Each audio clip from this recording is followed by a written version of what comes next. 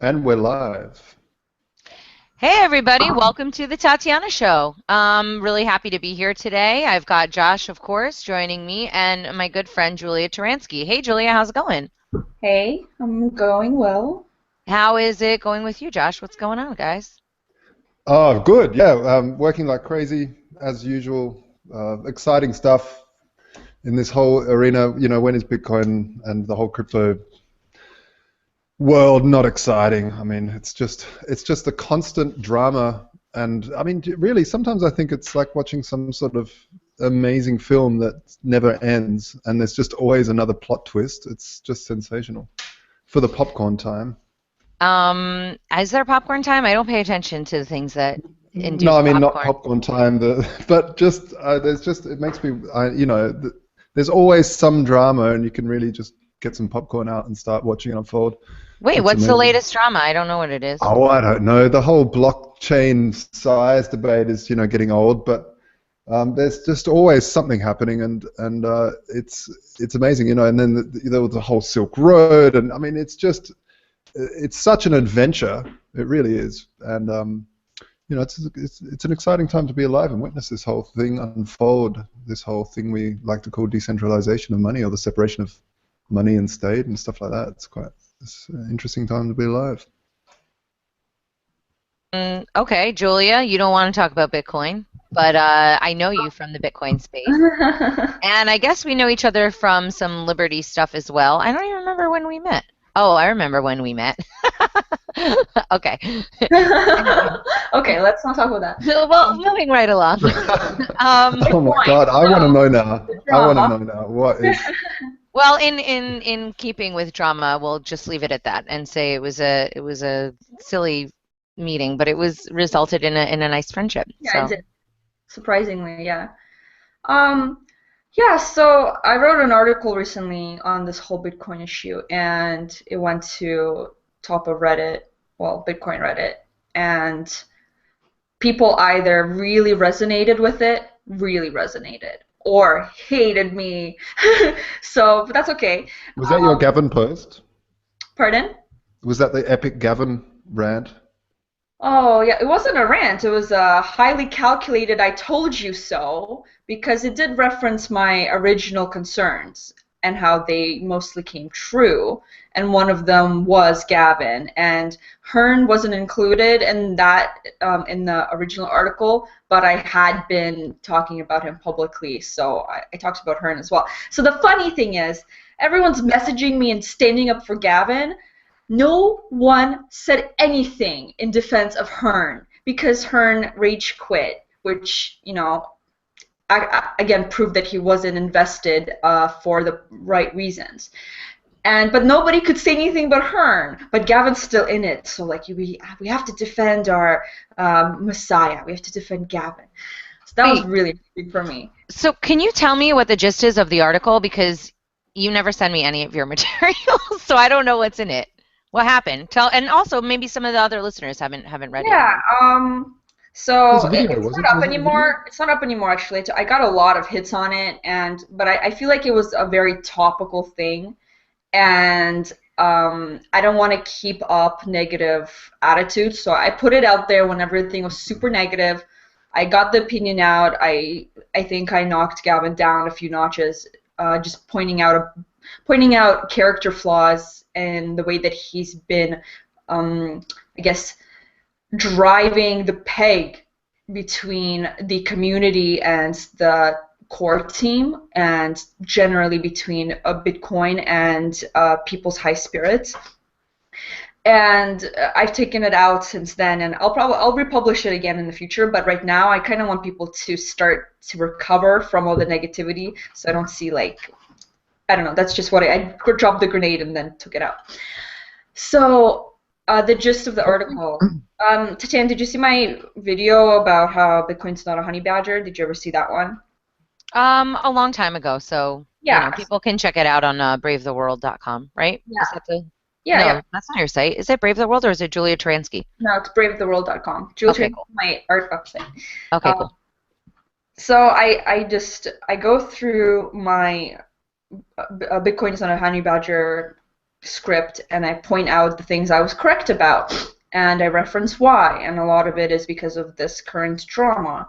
And I criticize Gavin, and people took it so personally because I call it Gavin, but it was much more than that. I talked about Classic, I talked about how democracy in Bitcoin is frankly retarded, and I talked about how Reddit and the regular Bitcoin user should not feel like they have a say about very specific technical decision making because they don't understand. And to think that you do understand, even people like Brian Armstrong who run Coinbase, he keeps saying things that are just blatantly untrue or wrong or idiotic, thinking that people should take him seriously. And to the regular person, maybe like, oh yeah, Brian, he owns, you know, this big Bitcoin exchange, blah blah blah.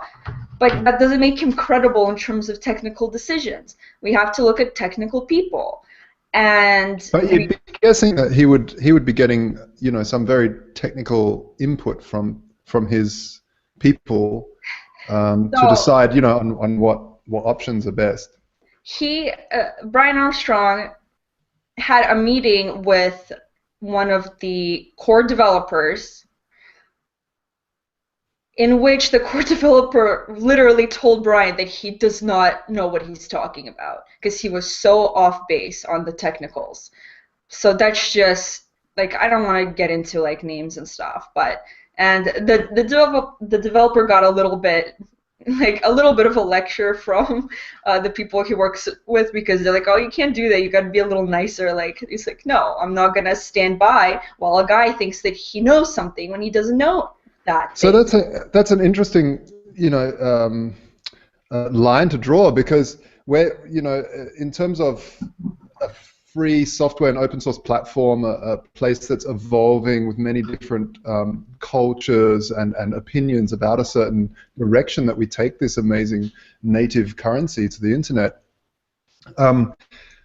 If someone's not technical, like, I mean, you know, I run an exchange with my brother between Bitcoin and gold, and you know, my level of understanding is quite good, but of course I wouldn't be able to be anywhere near a core developer. But does that mean, you know, I don't have an opinion, or Brian or someone else doesn't have an opinion, or anyone, even just a user? You can have an opinion, but it shouldn't matter in terms of what direction to go for making hard forks or soft forks or changing the protocol. Because, first of all, I mean, you can talk about incentives and bias, right? People from companies, depending on what the company does, are going to want certain changes that may not be possible or beneficial or may break Bitcoin. You know, the miners may want one thing, the users may want another thing, some of the companies may want something else. The people have this kind of naive outlook that, oh, Bitcoin is totally decentralized and anarchistic, and it's not actually that true. And in terms of governance, it's definitely not anarchistic right now. It's more of, it's even hard to put a label on it because no one has, you know, complete authority. And the misunderstanding is, like, let's say the core devs. The misunderstanding is these guys are sitting around saying, "Oh, yeah, I'd like this change. Let's do it. Let's work on it." Yeah, Joseph, I agree with you. That's not true. These guys, everybody on the core team, and I've met almost all of them, and have, like, I'm not like friends with them, but like I've met them and I've talked to them, and I've watched this evolution of their governance. They completely disagree on so many things, and that's really good because there's always a dialogue and they're always challenging each other. And even you can look at GitHub and see like their feedback, and they're not some unified conspiratorial vision for Bitcoin that's coming from them. In fact, they have reached consensus several times, and then one of the people that happened to be there broke that consensus just by saying, no, I don't agree. And they're like, all right, let's rethink this. So Reddit puts forth this idea that they're like sitting there trying to make Bitcoin like a certain way, when in fact, actually, it was Gavin and Hearn who were doing that. And thank God Hearn rage quit, because he was a horrible poison to this community. He was a complete statist. He's been trying to get backdoors and censorship, like censorship within Bitcoin, within mining, voting within mining. He did not have, his vision was not anywhere close to most of the people who like Bitcoin for what it is now. So I'm really glad that his rage quit is mostly celebrated. Now we need to recognize that Gavin doesn't have the cleanest hands, and I think he has alternate motives, and I'm not going to go into that because it's hearsay, right? But I can have an opinion. But yeah, people when need it comes to governance, like we can either choose like this sort of dialogue between one core group, or there's the second level that people talk about of allowing multiple core implementations or multiple reference clients, meaning the core protocol, whoever runs as many of this core protocol, the chain starts following that core protocol. So one for the listeners that don't really know, there's this one side which is Bitcoin Core, then there's other implementations like Bitcoin Classic and Bitcoin Unlimited, and there's a few others, but yeah, they're all very... Sorry. But there'll be more, I'm sure. Yeah, and so having that second layer where people can go, okay, here's my other vote, is that I can vote to download and use that, and if more people like that implementation, then it'll hard fork onto that and move forward. So, but yeah, I think that the hard fork side is scary, right? See, that's the scariest thing. This is exactly what most of the people that I know in Bitcoin that are working in Bitcoin were really scared of. You know, them forking the code and people stupidly supporting the code because they don't understand the implications of that code. And one thing, I mean, sure, that's democracy, that's real consumer power, but just because the majority of the people can afford to understand and want to shop at Walmart doesn't mean Walmart is the best store in the world, right? It's very short-sighted, and democracy has failed people again and again simply for this reason of not having enough information. You know, if I can't, I mean, we keep voting for crappy presidents, right? We keep voting for crap people because they're packaged and sold in a dishonest way, and so have a lot of these protocols. But there is a difference because, you know, in terms of voting for people in government, there's no, you're forced to use that outcome, whereas with Bitcoin, you're not really forced to. So of even course, you can opt out of Bitcoin and you don't have to use Bitcoin if you don't like the protocol. But that's, yeah, or change protocols. That would suck. That would suck. That's not what I signed up for. And one point, I don't want to like keep going on about this as well, but like it's a good conversation and it's a long one. But I really want to point out one main thing that people forget. When you fork the code, you are violating the original contract that people signed up for when they started to use Bitcoin. Okay, so let's take Mircea Popescu, for example. He's one of the earliest Bitcoiners, and he runs an exchange, and he does not support any changes to the protocol. He signed up to Bitcoin, and this social contract is to use Bitcoin as Bitcoin was intended by Satoshi, like as it was launched. So changing the code and forking it is a direct violation on his social contract. So that's an interesting thing to think about. Obviously, with the problems at hand, things may need to be changed, but hard fork, soft fork, like those are huge decisions, and things can be built on top of the protocol instead of being inherently changed that may resolve a lot of the issues we think that we need a hard fork for. Yeah, but sorry, Tatiana, did you have something to say? No, I'm just sitting, listening, talking. Yeah, like I think, you know, the thing is that we have this option now to, like you said, make Bitcoin this settlement layer where things happen and you build on top of that and you build faster networks and ones that are more reliable with zero confirmation and stuff like that. Yeah. And then there are the camp that want everything on the chain, so that they want to grow the blockchain.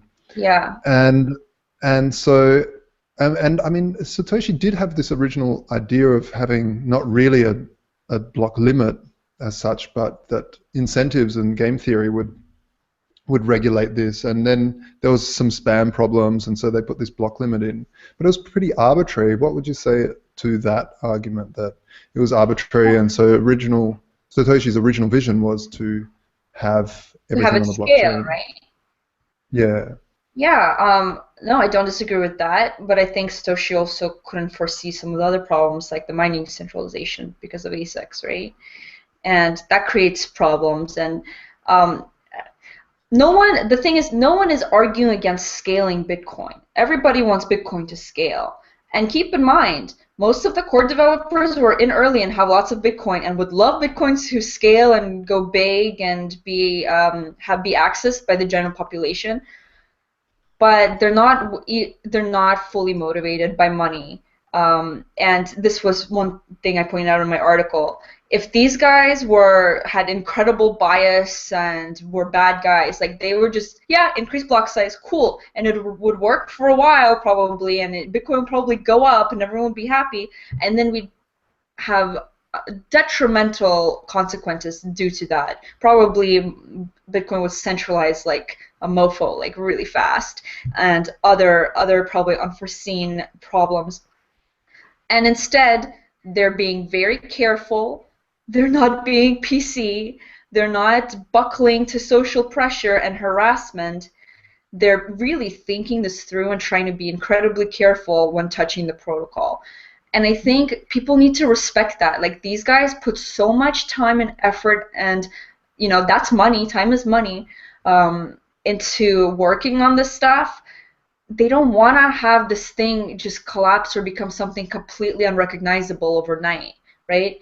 And everyone wants Bitcoin to scale, but the problem is, like, it might not be that easy, and it might not be able to scale it in a direct manner or at all.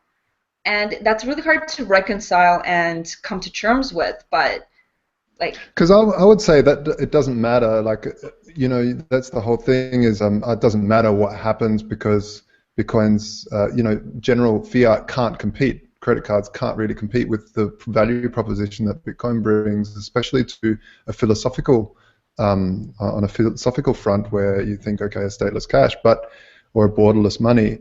But where it can run into issues is if other currencies, cryptos, start moving forward in a better design, adding some of the functionality that Dash and stuff like that. They're really putting some interesting technology in, whereas Bitcoin could be frozen fear of developing further. I think in theory, sure, of course, something better, but I think it's incredibly far-fetched at this point. Bitcoin became big due to perfect timing, a lot of luck, a lot of philosophical support and hype and determination by several individuals. It became big from a community. It grew from the seeds of discontent for the current state of things. Those were incredibly fertile grounds, and they were necessary for Bitcoin to get to where it is. And then there were other steps that were vital, having the investments and the companies and the entrepreneurs come in, and now the artists and the community in its entirety. I highly doubt that something like Dash, even if it's let's say Dash is better. Let's just use Dash and say it's better. It's a better protocol. It just works. It's not going to succeed unless Bitcoin succeeds. It's not. If Bitcoin fails or doesn't, and I don't know what fails means. Like, for me, I know what it means. I don't know what Bitcoin failing means for you or someone else. But let's say Bitcoin, people stop using Bitcoin. Like, nobody's using it anymore. No cryptocurrency is going to catch up or stand a chance. All the crypto is going to go down, down, down, down. And if one does end up persevering, it's going to be years and years and years and years. You need the momentum. You need that perfect timing. I'm sorry, Dash and other cryptos. You need to support Bitcoin, because if Bitcoin fails, you're done. That's an What do interesting y'all point of view. think I don't tend to agree. Except Tatiana Coin. Tatiana Coin will rule, yeah. Rule, always rule. Well, there's other artists coming with their coins, so we'll worry about that later. I wanted to say a couple things. So, did you guys read this article? I never hang out on Reddit. I know everybody goes on Reddit because that's where all the cool I kids go, don't. but I don't go to Reddit. It seems like a horrible place. It is a horrible place. Yeah, like with mean people all the time. But I'm working on this Vermont project, and we've been thinking about the white paper and about governance. And there was this guy, I guess, in China, and it was a very successful article. It had like 350 upvotes or something, which I guess is good. Or no, 312. Yeah. And it says China Dispatch 11, summary selected excerpts from Jihan Wu's recent essay on the state and structure of the Bitcoin ecosystem. Have you guys read this at all? I have not read it. I think it's really, really great. I recommend that our readers check it out. It's been a week and it's been a really busy week since I started reading it. But that being said, it was basically focusing on how the internal structure of Bitcoin is favorable to everybody except for the users, like in terms of the ability for the users, almost like, you've got the three branches of government in the United States, right? You got the executive, you got the other guys, whatever. So in this case, you've got the developers on one side, then you've got the miners, and then you've got the users. And it was basically talking about how the users are the least organized, therefore their needs are the least likely to be met, whereas the developers have their needs met, the miners, they have a concentrated amount of power. I would recommend it. I thought it was really cool. And I guess the question is how good is democracy in this case, and where do you need to kind of lean on professional opinion versus just speculative opinion? So I don't know. I would just recommend checking out the article. See what he defines as needs. It was a cool article. I haven't read it recently enough in order to regurgitate it, but it's up there. And Richard, who's helping us with this broadcast on Liberty.me and Let's Talk Bitcoin and a whole bunch of other places, he can post it into the comments section so other people can check it out. What do y'all think about this Ethereum thing? Is Ethereum going to destroy Bitcoin? Is it the chosen one? I have a friend that tells me every day that it's the chosen one, and I'm like, you need to stop saying that. I have a bunch of Ethereum friends. Oh man, we always fight. Like, it's always friendly, of course, but que sera. I don't think so. I don't think so at all. I think Ethereum has way worse problems than Bitcoin. So why do you think that? Because I know, I know the struggle that they've had with, governance issues. From day one. I've heard it from every single person ever involved in the project. Personally, I've heard all sides of it, and it's just so ironic because system designed to not need governance or designed to work on human incentives for this perfected system that doesn't need arbiters, right? But its failures have solely been social, and it's really sad because the main guy who started it is, he's not experienced enough to know who has good intentions and who has bad intentions. And I think you're talking about Vitalik? Yeah, and I think that's been the downfall of a lot of that's been the cause of a lot of the setbacks.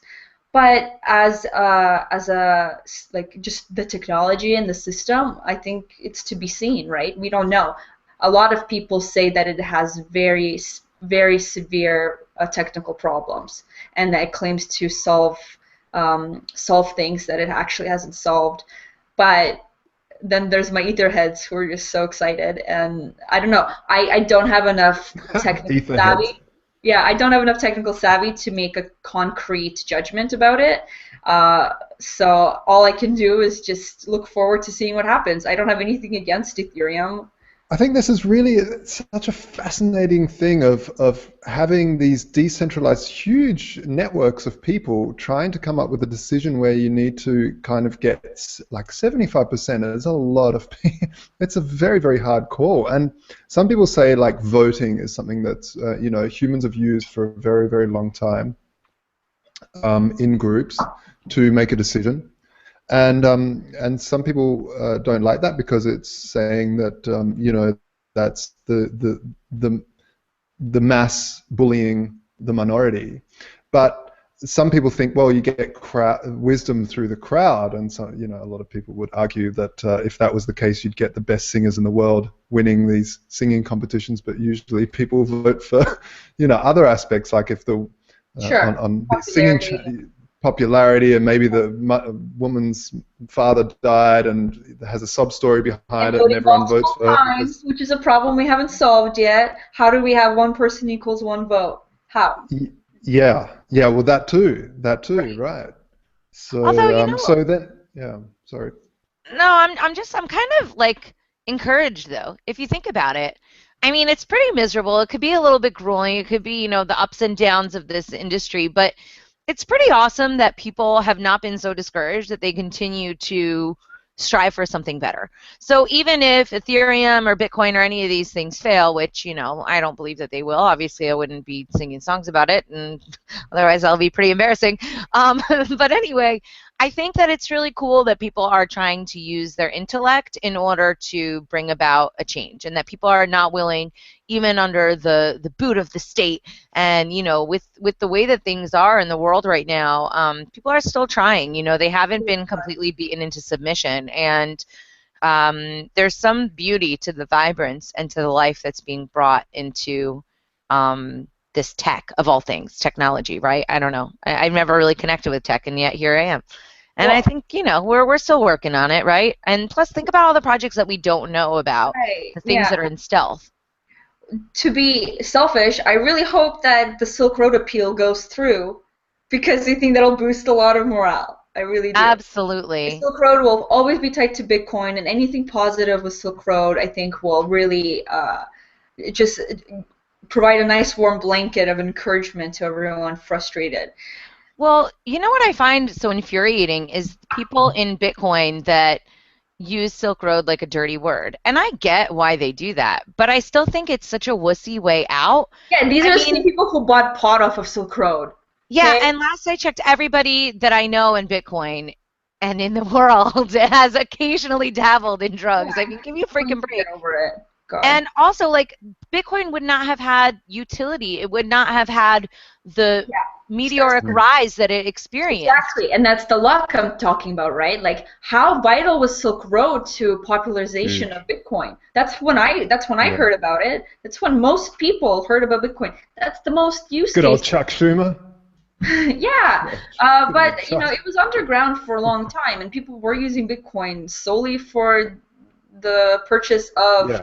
It was the first killer app. It was the true first killer app for Bitcoin, and people forget that. Yeah, they really do. And this goes back to my argument about altcoins. Like, it's very hard to create those circumstances again.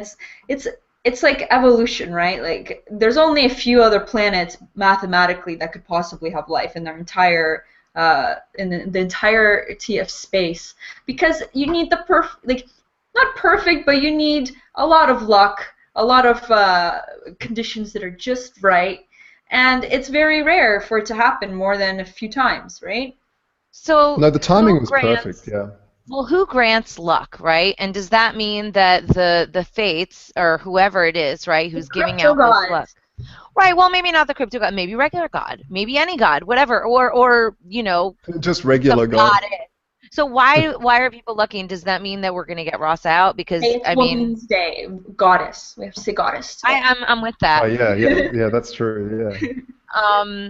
Speaking of Ross, in case people are not aware, because Julia and I are really passionate about this, Josh is too. But Ross actually made a really cool drawing, and while he was in prison, called "The Trial I Saw." And if people go to freeross.org, they just completely redid the site, and on the top left corner, it's like, oh, play the game or something like that. And as you donate, you can donate just $1, and obviously, hopefully more, but whatever. And anybody could do it. If you're poor, I don't want to hear it. So basically, you reveal the picture, and I think that that's so cool that art has found its way to express this really tragic situation. And I don't know, like, what I really admire about Julia, which I didn't know about when I just became her friend, was what an amazing artist she is. She's fantastic. I looked at her art. I was like, no, come on. It's really, really great. You all know about her writing and her videos and stuff. Go and look at her artwork. It's really beautiful, and I hope that you find more time to do that. Do you think that you're going to do any crypto art, or is it just going to be regular? I did. I can actually show you some. Oh, cool. Very cool. So this is a project I did with a guy named Max Mellenbrook, and he. Oh, you told me about this. This is great. So he's been doing things like this. I'll show you his original works. So he does this physical Bitcoin. Can we do a Kalara for Ross's artwork? Max and I have talked about it. Oh, okay. Well, we'll talk about that offline, and hopefully people can do that. Yeah. All right. What's inside that? Well, then he did a signature series where he gets artists to do a painting that's not necessarily Bitcoin related, but can kind of echo crypto or tech or something. So this is Ricky Allman's piece, right? And it's in a physical Bitcoin. And these ones you load yourself, and it's got a silver coin inside. So the gold and silver bugs kind of get their fix as well. And then fantastic. I did this one, and I really stand by my kind of subject matter here. For the radio listeners, can you just give a quick explanation of what you're holding up there? Yeah, so this is the Kalara signature series, and it's my painting inside a physical Bitcoin with a silver coin in the back, and you load it yourself with your own private and public key. And it's echoing the Raft of Medusa, which was an old painting, and it was very political nature because it criticized the monarchy and the people, the poor people, the discrimination against the poor at the time, because there was a bunch of workers and slaves left on a raft to die, and while the aristocrats sailed away to safety. So basically, it's Bitcoin in murky waters, and Bitcoin is represented by a bunch of different animals on a raft, and is it going to sink? Is it going to not sink? So it's actually very topical for what's happening right now, and I painted this a few months ago too, so it's kind of in anticipation of more fuckistry. So is it is it a hologram that I see there? It's sort of slightly shifting as you're tilting it. No, it's not. It's just the light, but these ones do have holograms on the back. Wow. And where can people buy these? Yes. Or bid on them? You can find a link to buy them through my website, Brave the World, and you'll see it. You'll see there's like a big poster. They're really beautiful, folks. Do yourself a favor. They're really nice. Yeah, they're collectible too. They're collectible, and they'll probably appreciate, and you know, it's beautiful work, and they're around $100, and then his other ones are around 70, and his website is maxmellenbrook.me. I actually saw it as maxfield.me. Oh yeah, sorry, maxfield.me, sorry. Okay, and incidentally, I also pasted these links into our chat, so they'll be in the show notes as well. Oh, because perfect. I think that they're beautiful. They're really, really cool, and I don't know, I want one. So. Yeah, a lot of people collect them. They just get one of each or a few of each, and it's a good investment. It's the most beautiful investment you can make. Well, also yeah, I guess that's it. No, that's all. Yeah. So, Julie, you do a lot with I was going to say it's a good price point. You know, $100 is you know, the new $50 gift. Now it's $100, but don't worry, there's no inflation. Everybody go back to sleep.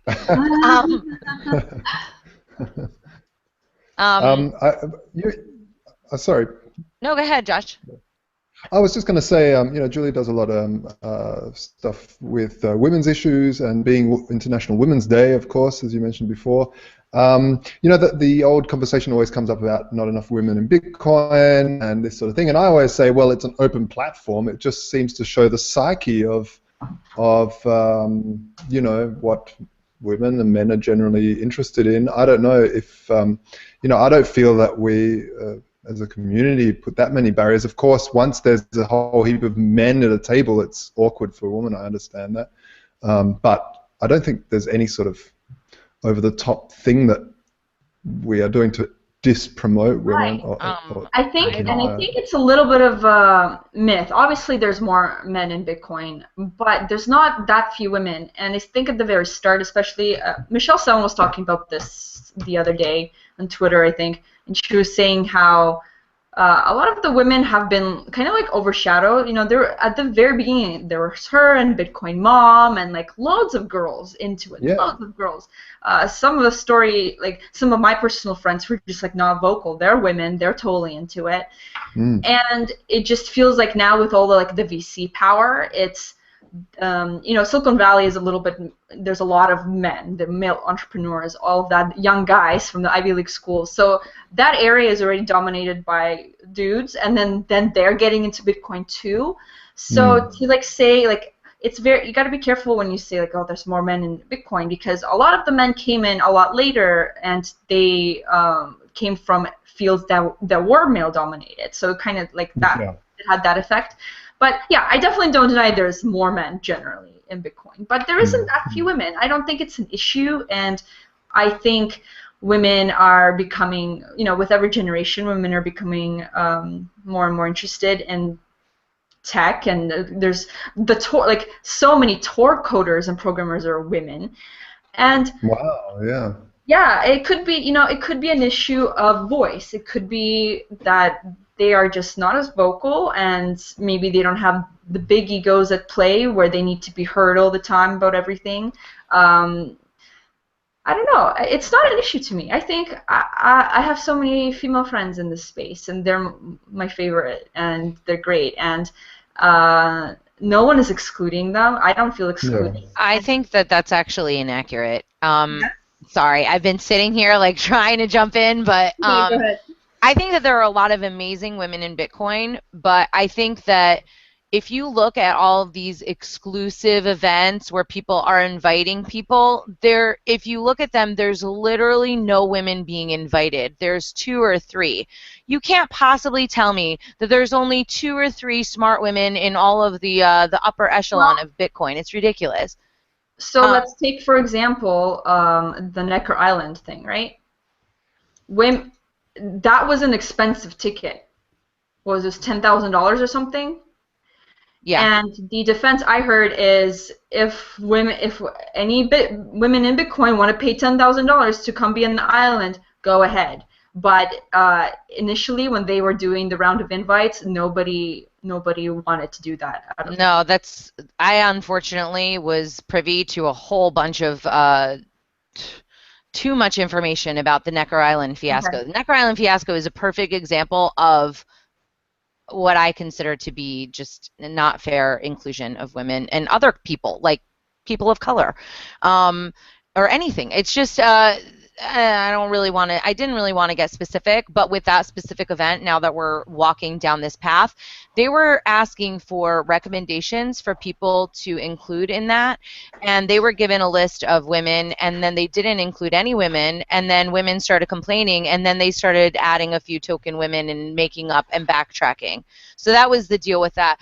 Recently, there was another private invite event, and it was the same exact thing, where it was, last I checked, only 2 or 3 women had been invited. The rest of it was all men.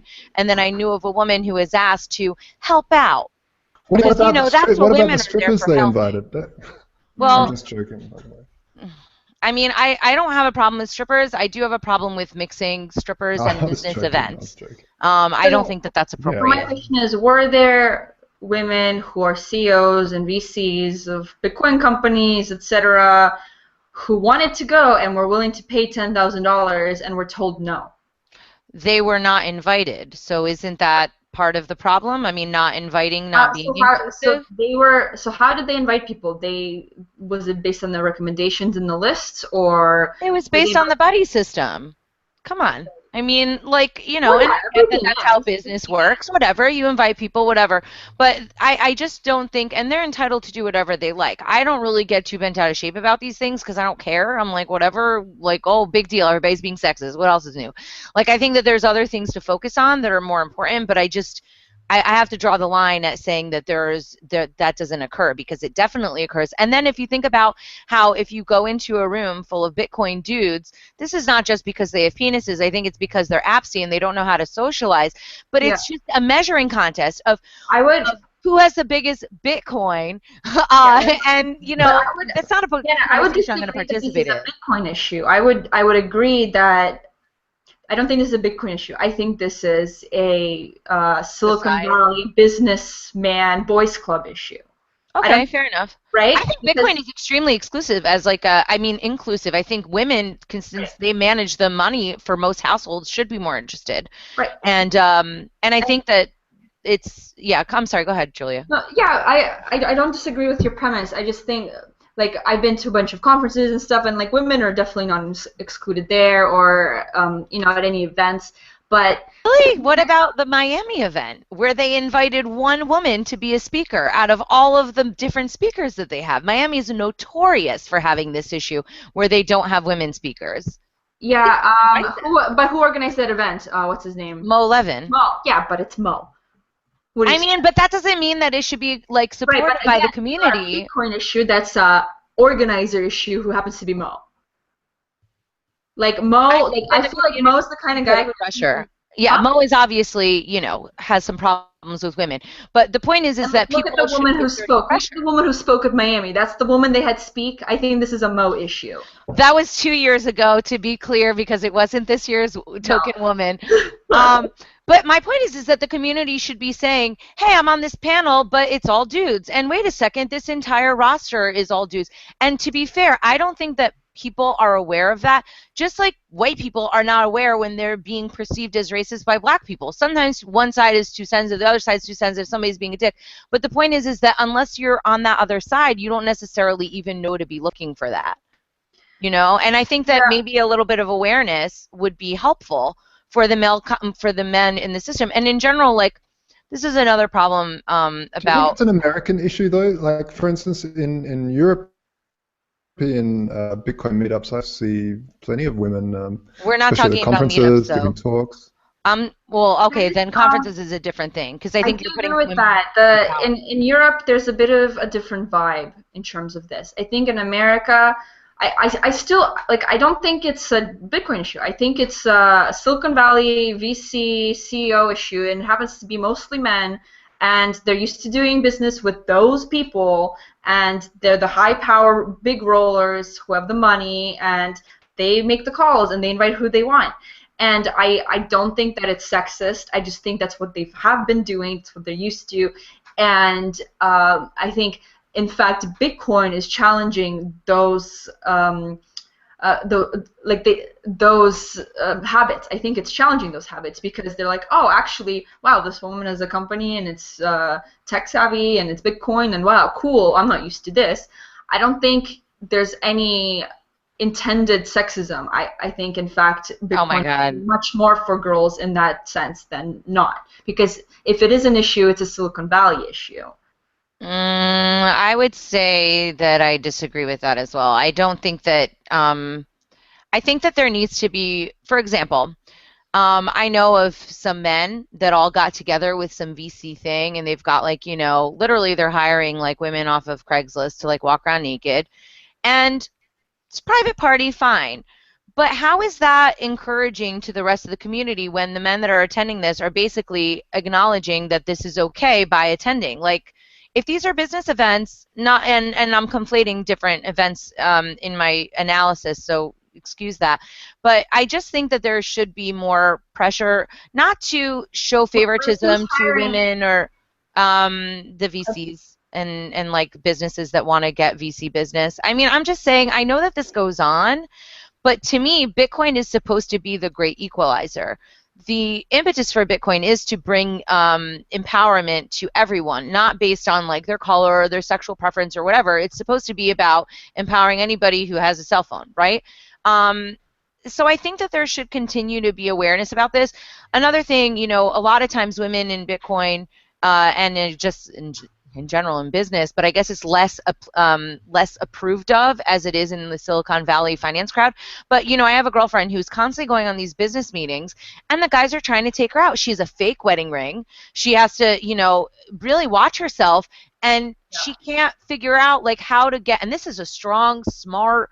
I mean, this isn't a girl that comes off as like a floozy. I mean, she's really like professional. And every freaking meeting that she has, the guy's trying to take her home. Well, Bitcoin's not going to change human nature. I think that there needs to be pressure in terms of not using business to exploit people sexually. I don't think that that's acceptable just because that's human nature. I don't really approve of that.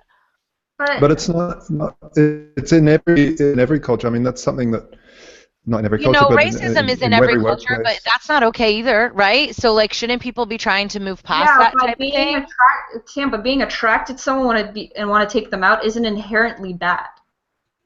It is if that person is trying to make a business deal with you and they have made it clear to you on several occasions that they are not interested in dating you, because then you're using your clout in order to pressure somebody. That's an inherent problem of being a woman.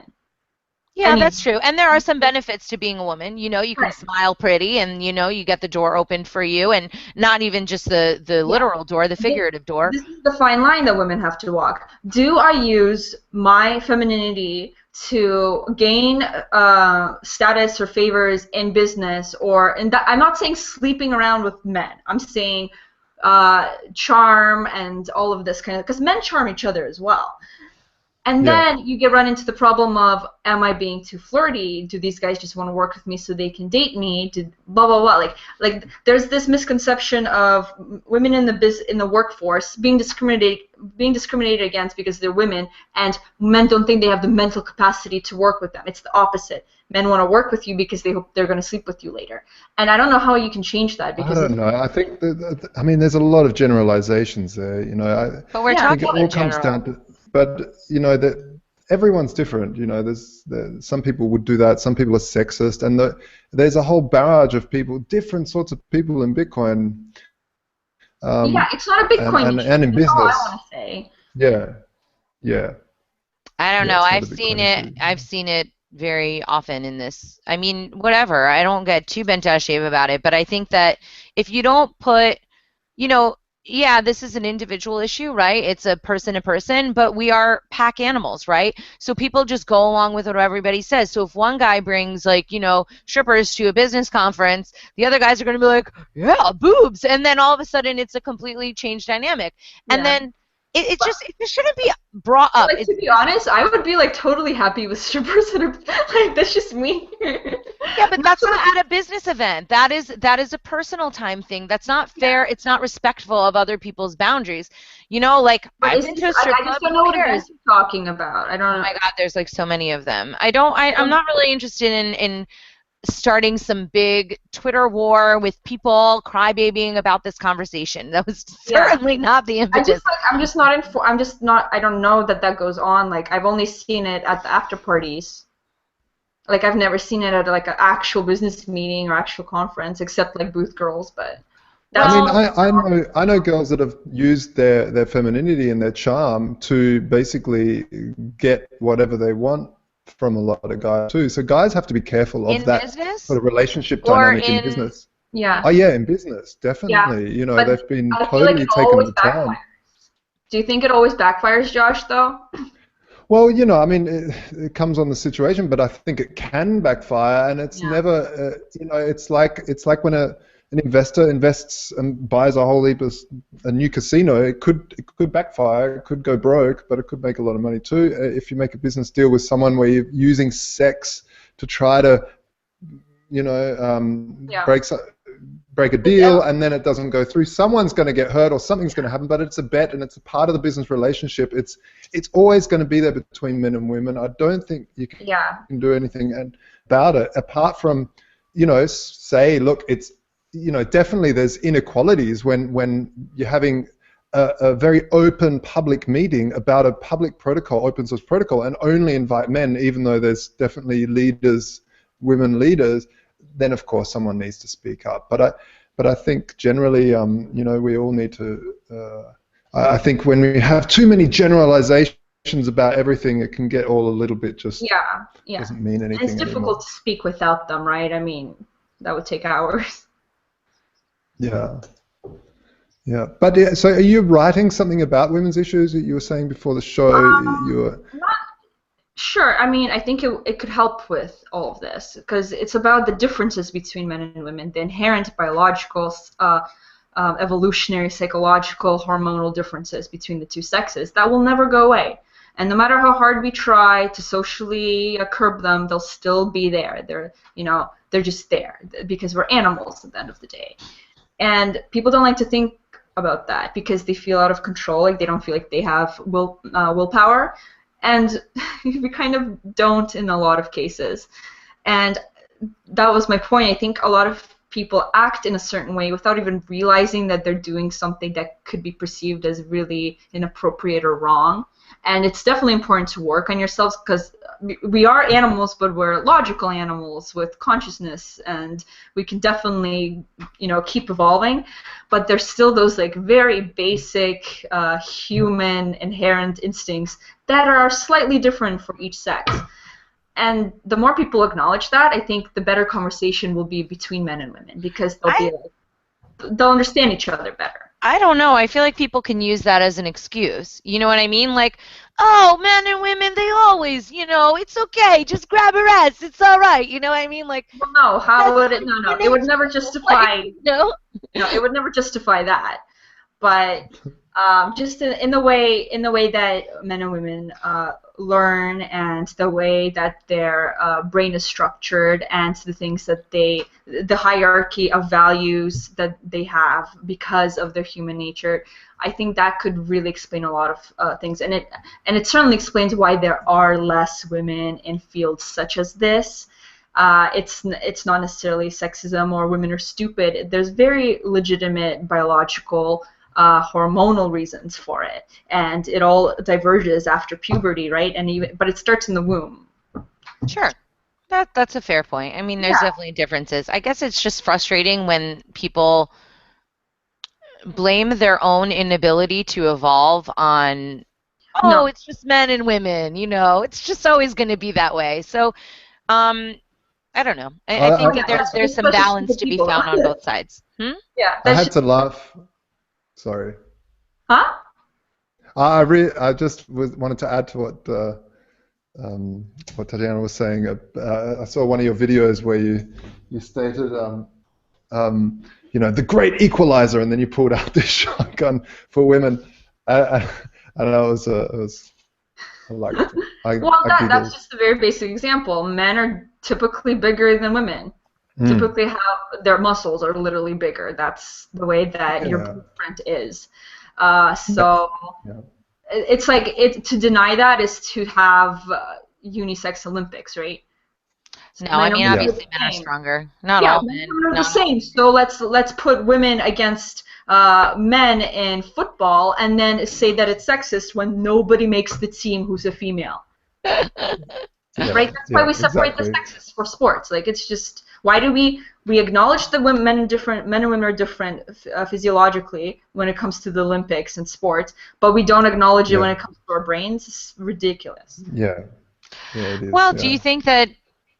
I don't know. I mean, I guess you run the risk of going down the rabbit hole of saying, so what are you saying? Women are stupider or whatever? More stupid. Oh, the worst ever. No, and women are stupider. I know. I caught myself as it came out. Put it plainly, there's a reason why the Bitcoin charity is run by a woman. Okay? Mm-hmm. There's a reason why it's not a man, it's a woman. Because it's a woman. And women are inclined to be more social, more maternal, a little bit on the more cautious side in their human nature. There's obviously exceptions. There's powerful, ego, super motivated women that make loads of money and build companies, of course. But generally speaking, back in the tribal days, women had to get along with the other ladies so they could help each other out when they're raising the kids. And men had to go out and compete and kill each other and animals so that they can provide for themselves and their genetic offspring. And that's still in us. And we've gone way beyond it in a lot of respects, but at the end of the day, women prioritize their choices in life still based on those very basic human instincts.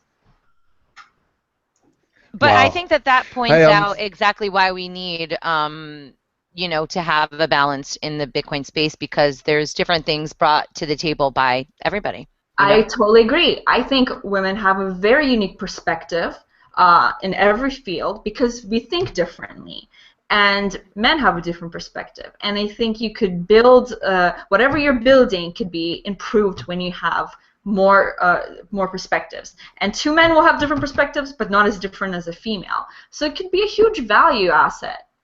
Absolutely. So, guys, I hate to be wrapping things up, but it is 3 minutes until the end of the show. Julia has another thing. We all have busy lives. But, Julia, we have this show airing on a few different networks. We've got on Let's Talk Bitcoin, Liberty.me, on LRN.FM, and then IMP something. Oh my God, I'm so horrible. IMP Nation.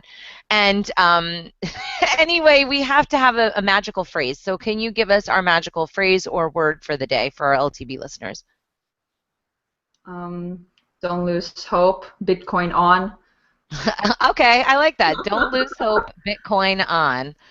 All right, Julia, where folks, can people find you? JuliaTourianski.com to see your awesome art, and then what's bravetheworld.com, right? Yeah, bravetheworld.com, and you can find my YouTube channel, Twitter, and the cool Bitcoin art I do on there, and articles. I'll be releasing a new article today as well. So. Okay, awesome. Josh?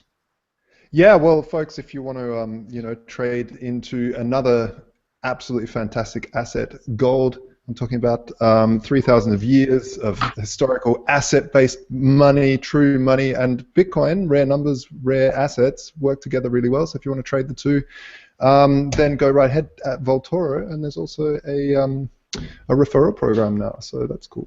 Ooh. Excellent. Yeah. And if people want to find me, TatianaMoroz.com and CryptoMediaHub.com if you need PR or advertising or anything in the Bitcoin space.